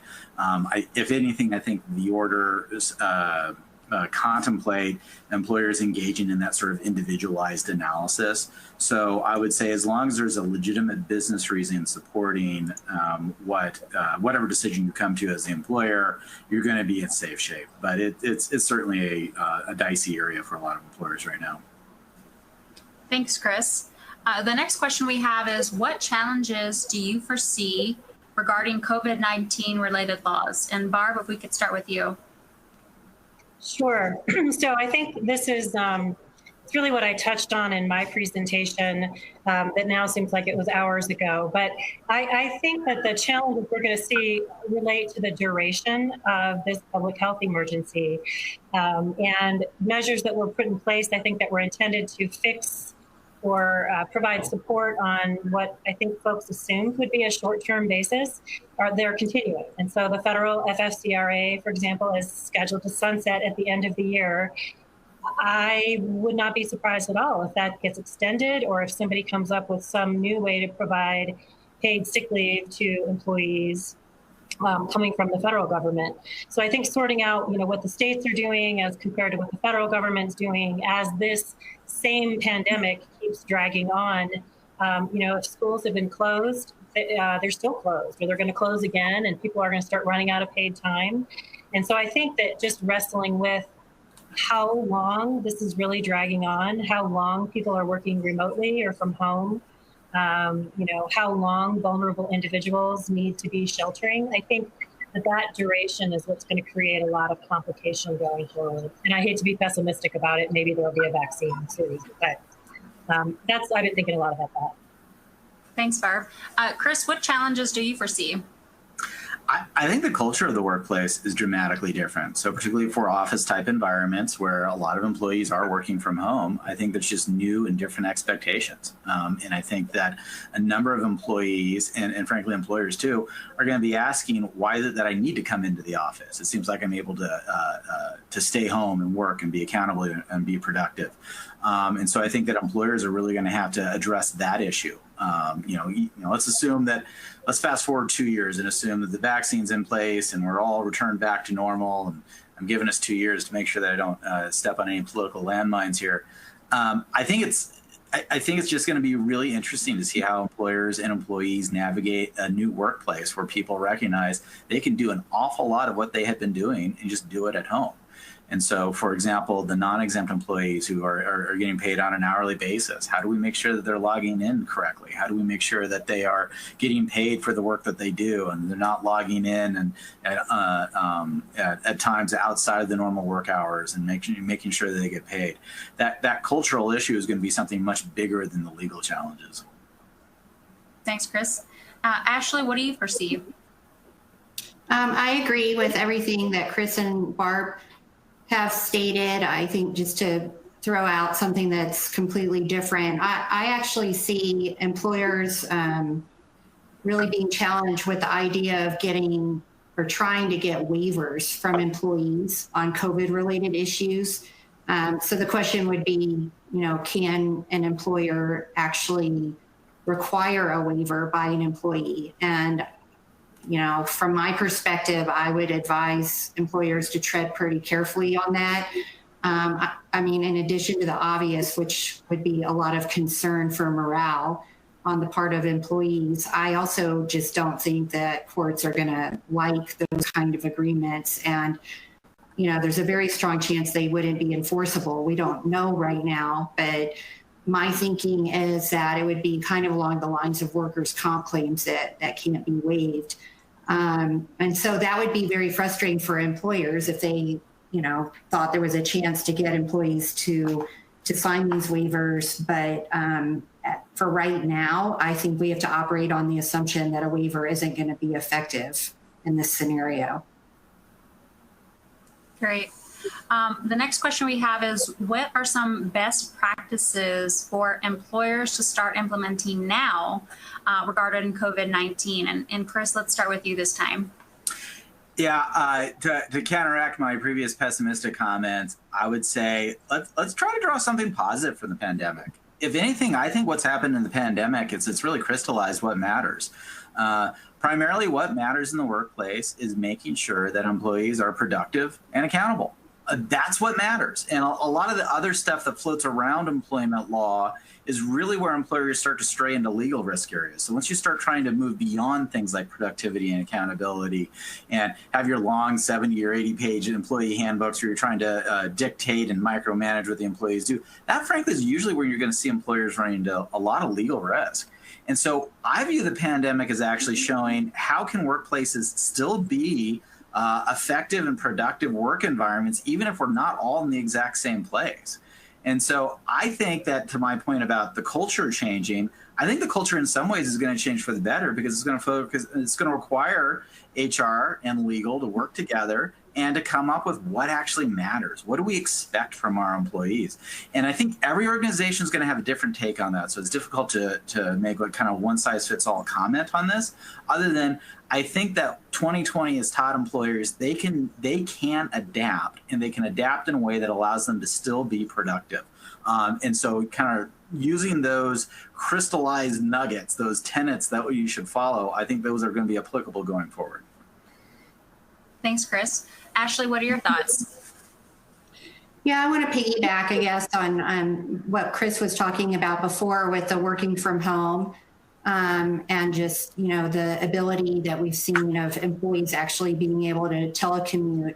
I think that employers, when the pandemic is over, at least some employers, whether in whole or in part, are going to want employees to be coming back to the workplace for a variety of reasons. And, I think they reasonably are concerned that if, the employee says, hey, I've been able to perform my job at home, and I've been able to do it well. So what's the big deal? Why can't I keep staying at home? And so I think that if that is something that an employer is concerned about for the future, they need to be thinking about that now and what they can do to at least put themselves in a decent place to have an argument that no, we allowed that because of the pandemic, but you really weren't performing all the essential functions of the job. And with respect to best practices now, getting some of that documented. What that might look like is, if you have somebody going and starting telecommuting now, which is probably after the fact, most people have already been doing that, but getting something in writing to the employee saying, we're going to allow you to work from home, but, during the pandemic, you're not able to perform all your essential functions of the job at home, but we're allowing it.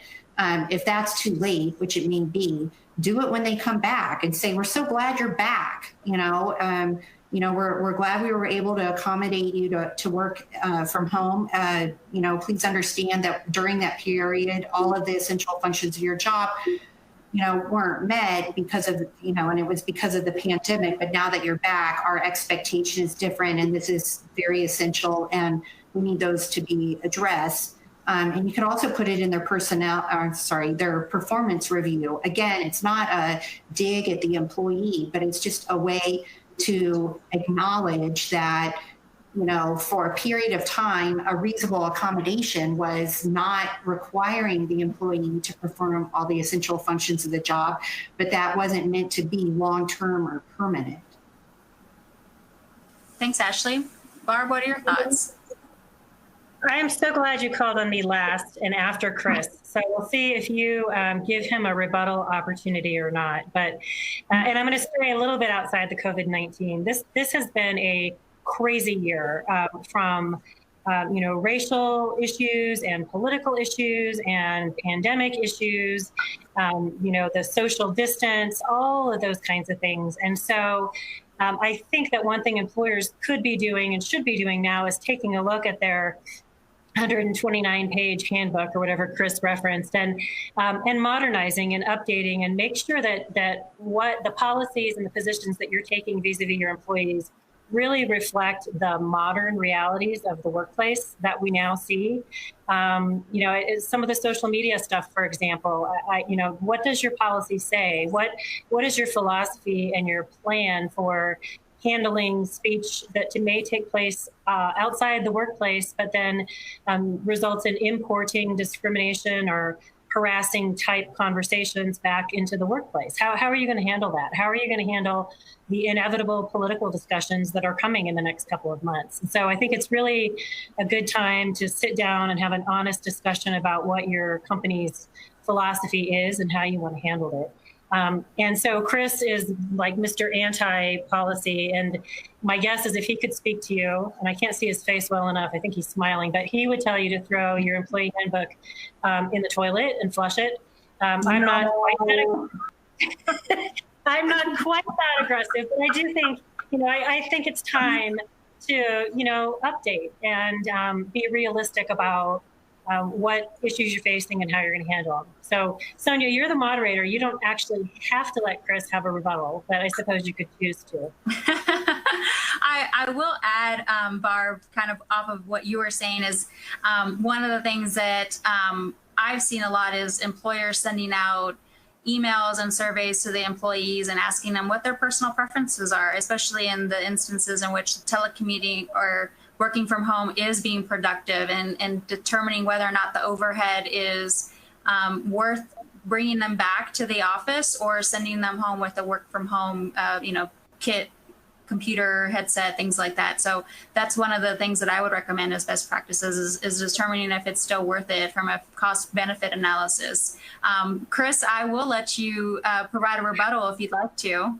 It's not really a rebuttal because I was about to agree with Barb until she said I wanted to throw the policies in the toilet, which is not true, particularly for the clients who are asking me to review your policies right now. They are dry, they are clean. Don't worry.